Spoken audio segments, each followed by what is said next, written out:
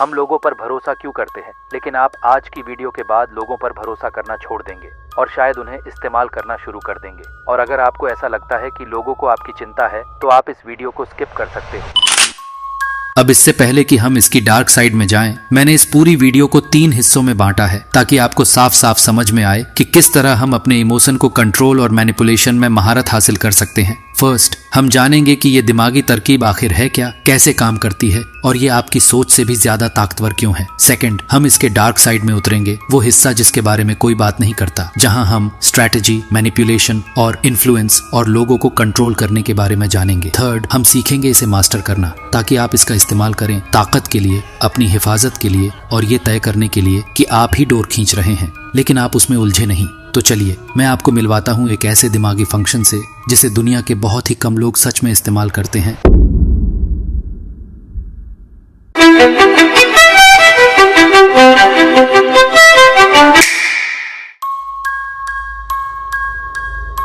अपने सोचने के तरीके के बारे में सोचना सुनने में थोड़ा अजीब लग सकता है ना?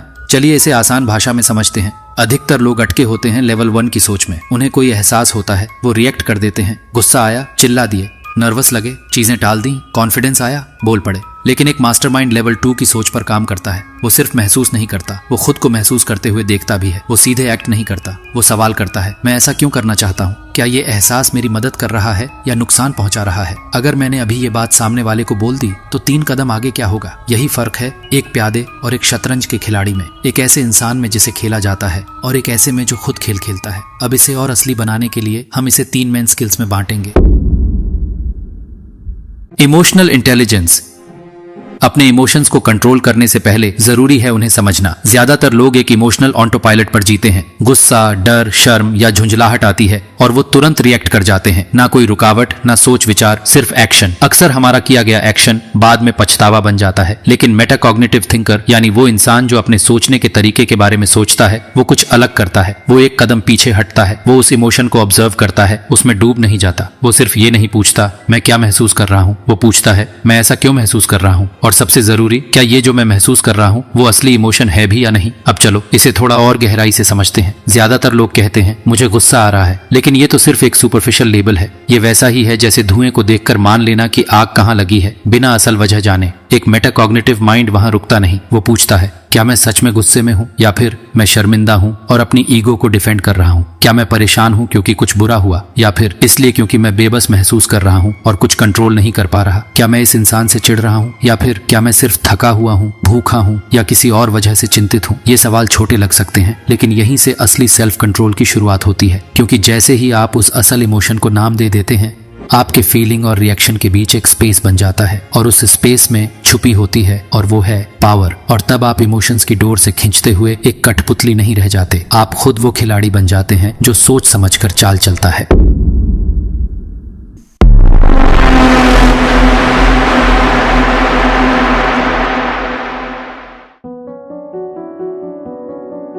इमोशनल लेबलिंग का इस्तेमाल करने से आप बातें कहने से बच जाते हैं जिनका बाद में पछतावा होता। जब आप असली भावना को पहचान लेते हैं तो आप खुद को वक्त रहते पकड़ लेते हैं। ना आप इंसान के सामने इमोशन में फट पड़ते हैं, ना आप चिल्लाते हैं, बस आप सोचते हैं। दबाव में भी शांत रहना आसान होता है। जैसे ही आप किसी भावना को नाम देते हैं, उसका असर कम हो जाता है। यहाँ तक कि बस इतना कहना मुझे बहुत ओवरवेल्म्ड लग रहा है आपके दिमाग के रैशनल हिस्से को एक्टिवेट कर देता है। दूसरे लोग अंदर से क्या महसूस कर रहे हैं ये भी समझने लगते हैं। जब आप खुद पर ये प्रैक्टिस करते हैं तो दूसरों को भी बेहतर पढ़ पाते हैं। जो इंसान गुस्से में दिख रहा है वो शायद डर के मारे ऐसा कर रहा है। जो इंसान दूर दूर है वो शायद शर्म महसूस कर रहा है। ये इंसाइट सिर्फ लोगों से जुड़ने का जरिया नहीं है, ये आपको दूसरों को इन्फ्लुएंस करने की ताकत देता है। तो चलिए एक छोटा सा एक्सरसाइज करें। लेबल इन लेयर्स।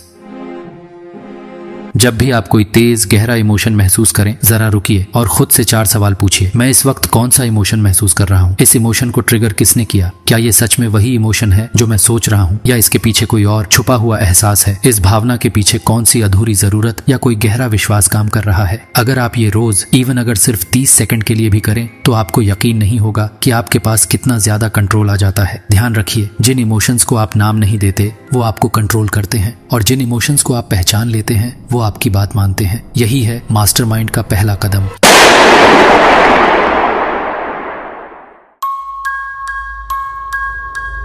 आपके विचार सिर्फ बैकग्राउंड में चल रही आवाज नहीं है, वो ब्लूप्रिंट्स हैं जिनके हिसाब से आपका दिमाग जिंदगी बना रहा है। और अगर आप इन पर ध्यान नहीं दे रहे तो आपका मन एक ऐसी जिंदगी बना देगा जो आपकी खुद की चुनी हुई नहीं है, बस बाहर से मिली हुई है, दूसरों से उठाई हुई है या कहीं से इंस्टॉल हुई है। इसीलिए थॉट ट्रैकिंग यानी अपने विचारों को ट्रैक करना मेटाकॉग्निशन का एक बेहद जरूरी हिस्सा है, क्योंकि ज्यादातर लोग अपने विचार सोचते नहीं, वो तो उन्हें ऐसे ही रिसीव करते हैं, जैसे दिमाग में आ रही ऐसी नोटिफिकेशंस जिन्हें उन्होंने कभी सब्सक्राइब ही नहीं किया। आप अपने आप से बोलते हो, मैं काफी अच्छा नहीं हूँ, ये काम मुझसे नहीं होगा, उन्हें शायद मैं पसंद ही नहीं हूँ, कोशिश करने से भी क्या होगा, अगर फेल हो गया तो। और सबसे खतरनाक बात, वो इन विचारों को सच मान लेते हैं। उन्हें लगता है कि अगर मैं ऐसा सोच रहा हूँ तो ये सही ही होगा। लेकिन अब ध्यान से सुनिए, यह है मेटाकॉग्निटिव ट्रूथ। हर सोच आपकी अपनी नहीं होती, हर सोच सच नहीं होती, और हर सोच आपकी अटेंशन डिजर्व नहीं करती।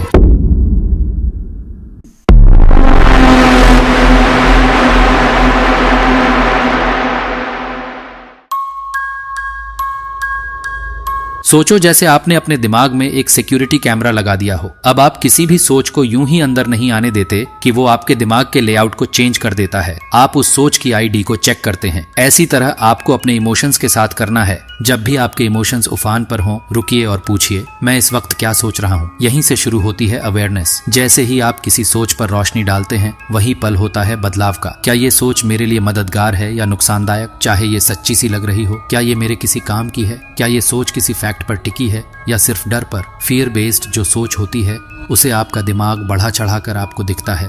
बार बार दोहराई जाने वाली और इमोशनली भारी सोच आपको कंट्रोल करती है, जबकि फैक्ट बेस्ड सोच होती है, वो आपको एक अलग ही माइंडसेट देती है, शांत और स्थिर। अब मान लीजिए एक सोच आपके मन में आती है, मैं इतना अच्छा नहीं हूं कि ये काम कर सकूं।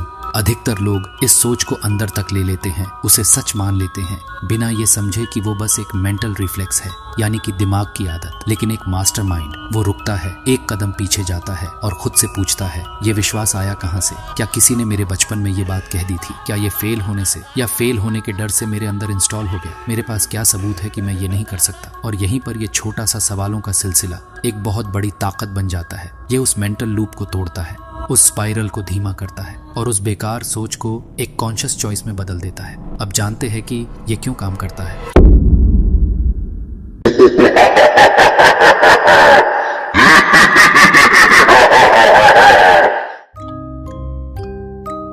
जब आप अपने विचारों को ट्रैक करते हैं तो आपका ध्यान दिमाग के लिम्बिक सिस्टम, जहां इमोशंस रहते हैं, वह से हटकर प्रीफ्रंटल कॉर्टेक्स की तरफ शिफ्ट हो जाता है, जो कि आपकी रैशनल थिंकिंग और डिसीजन मेकिंग का सेंटर है। इससे आपके और आपकी सोच के बीच डिस्टेंस बनता है और उस दूरी में ही छिपी होती है आपकी आजादी। अब आप वो सोच नहीं रहे हैं, आप उस सोच को देख रहे हैं, और जो देखने आपको सोचने की जरूरत है वही तय करता है कि आगे क्या होगा।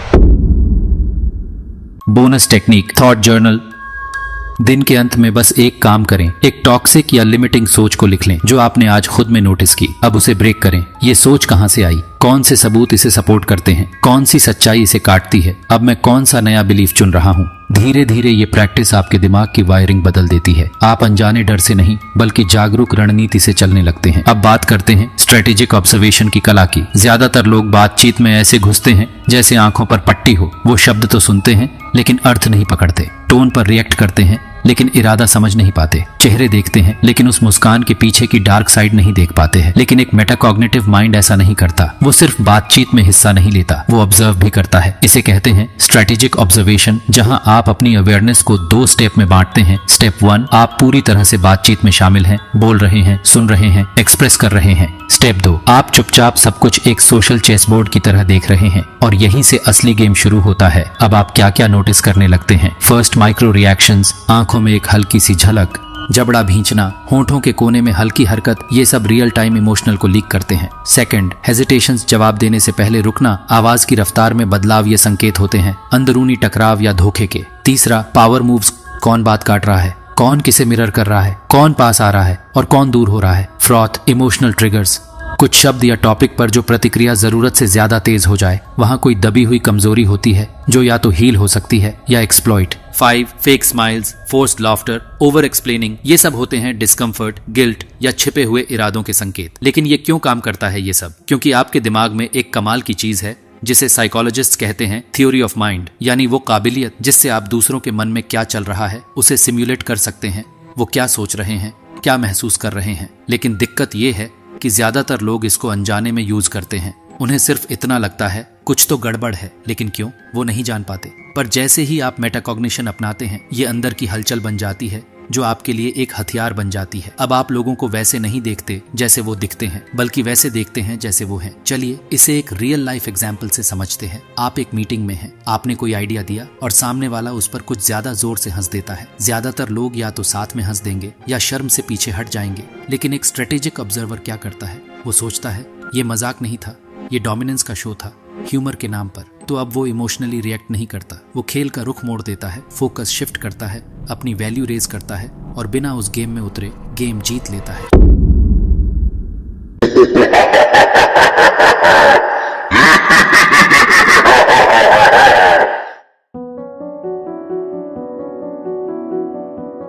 अब तक आपने देखा मेटाकॉग्निशन कैसे इंसान को शांत, फोकस्ड और ताकतवर बनाता है। लेकिन अगर कोई इसे एम्पैथी के बिना यूज करे तो, जब उसका मकसद लोगों को समझना नहीं बल्कि उन्हें इस्तेमाल करना हो, तब एक मास्टरमाइंड मॉन्स्टर में बदल जाता है। मॉन्स्टर की ताकत, emotional analysis as weapon manipulators. Metacognition का यूज ऐसे करते हैं जैसे कोई वैज्ञानिक हो। वो आपकी भावनाओं को टूल्स की तरह देखते हैं, आपकी रिएक्शन पढ़ते हैं, आपकी इनसिक्योरिटीज पहचानते हैं और आपके सबसे गहरे डर को एनालाइज करते हैं। फिर करते हैं 3 में से कोई एक काम। फर्स्ट, एक्सप्लॉइट करना, आपको ऐसा महसूस कराना कि आपकी कोई वैल्यू ही नहीं, ताकि आप उनसे वैलिडेशन मांगते रहें। एग्जाम्पल, तुम्हें समझेगा भी कौन, सिर्फ मैं हूं जो तुम्हें जानता हूं। तुम इतने टूटे हो कि कोई और तुम्हें प्यार नहीं करेगा, यहीं रहो जहां मैं तुम्हें कंट्रोल कर सकूं। सुनने में लग सकता है प्यार करता है, पर असल में वो है एक पिंजरा। ट्रिगर करना, आपके अंदर छुपे सबसे बड़े डर को आपके सामने खड़ा कर देना, ताकि आप डर के मारे जैसे वो चाहें वैसा ही करें। थर्ड, मिरर करना, वो आपकी तरह महसूस करने का नाटक करते हैं ताकि आप सोचें ये इंसान मुझे समझता है, पर सच्चाई कुछ और ही होती है। वो बस आपका दरवाजा खोल रहे हैं ताकि अंदर आकर आपको कंट्रोल कर सके।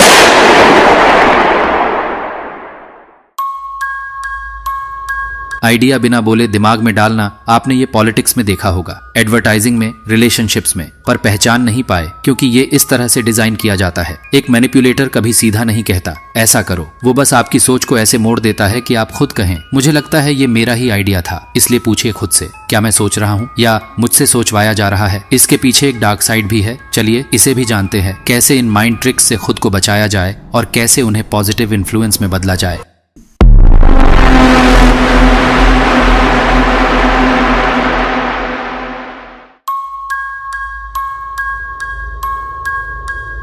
जहां मॉन्स्टर आपकी बॉडी को नहीं, आपका दिमाग हाईजैक करता है। थॉट प्लांटिंग, आइडियाज आपकी सोच में धीरे धीरे बो देना। मैनिपुलेटर्स आपको कुछ कहकर कंट्रोल नहीं करते, वो सब्टल क्यूज, लोडेड सवाल और बार बार दोहराव से एक आइडिया बोते हैं। एग्जाम्पल, वो सीधे नहीं कहेंगे तुम्हें अपने दोस्त से रिश्ता तोड़ देना चाहिए, वो कहेंगे कमाल है ना, लोग कितनी बार उन लोगों से जुड़े रहते हैं जो उन्हें सच में सपोर्ट भी नहीं करते, मैं तो कभी नहीं कर पाता ऐसा, पर हाँ हर कोई अलग होता है। अब उन्होंने बीज बो दिया और जब आपके मन में वो विचार पनपेगा तो आप ही उसे पानी देंगे, ये सोच कर कि ये मेरी ही सोच थी। कैलकुलेटेड साइलेंस, साइलेंस भी एक चाल होती है। मैनिपुलेटर्स की सबसे अंडररेटेड ताकत होती है सोची समझी चुप्पी। इस साइलेंस में कोई सुकून नहीं होता, ये वो प्रेजेंस होती है जो आपको अनकंफर्टेबल बनाती है, आपको गिल्टी महसूस कराती है, आपको कंफ्यूज छोड़ देती है। कैसे? आपके टेक्स्ट का जवाब थोड़ा देर से देंगे, बस इतना कि आप बेचैन हो जाएं, आपके बात पर घूरते रहेंगे, कुछ कहेंगे नहीं और आप खुद ब खुद ज्यादा बोलने लगेंगे, धीरे बोलेंगे, लंबे पॉजेस लेंगे जिससे आप खुद ही सब उगल दें। आपने कोई पर्सनल बात शेयर की, वो बस चुप है, आपको देख रहे हैं, अब आप खुद ही रैम्बल, बैक ट्रैक, अपोलोजाइज करने लगते हैं। पावर अब उनके पास है, आप खुल चुके हैं और उन्होंने अभी तक एक शब्द भी नहीं कहा। कभी कभी सबसे ताकतवर चाल होती है कुछ न कहना। और अब आते हैं मॉन्स्टर की अगली चाल पर।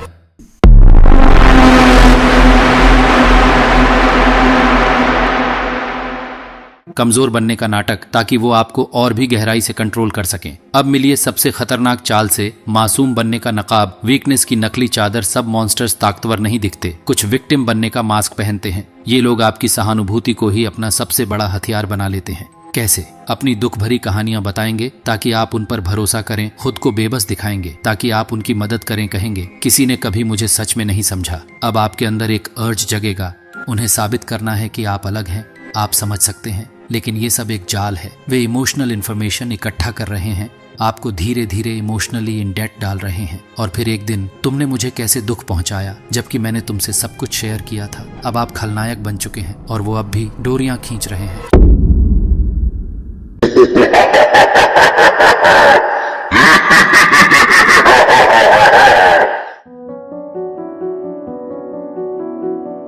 जब आप खुद को बाहर से देखने लगते हैं तो आपका प्रीफ्रंटल कॉर्टेक्स एक्टिव होता है, यानी आपका सोचने और निर्णय लेने वाला दिमाग। ये आपको रिएक्ट करने से रोकता है और स्ट्रैटेजी में डालता है। प्रैक्टिकल टेक्निक, जब आप कंफ्यूज्ड या इमोशनल हो, अपने दिमाग में पूछिए वो अभी क्या महसूस कर रहा है, वो ऐसे क्यों रिएक्ट कर रहा है, उसे इस पल में सच में क्या चाहिए। हाँ, खुद को वो कहिए थर्ड पर्सन की तरह। फॉर एग्जाम्पल, मैं इस प्रेजेंटेशन को लेकर डर रहा हूँ, या वो इस प्रेजेंटेशन को लेकर घबरा रहा है। क्यों? क्या वो तैयारी पर भरोसा नहीं कर रहा, या वो बस वैलिडेशन चाहता है? ये स्मॉल शिफ्ट बनाता है बड़ा फर्क। आप सोच से एक कदम पीछे हट जाते हैं और पावर की पोजीशन में आ जाते हैं।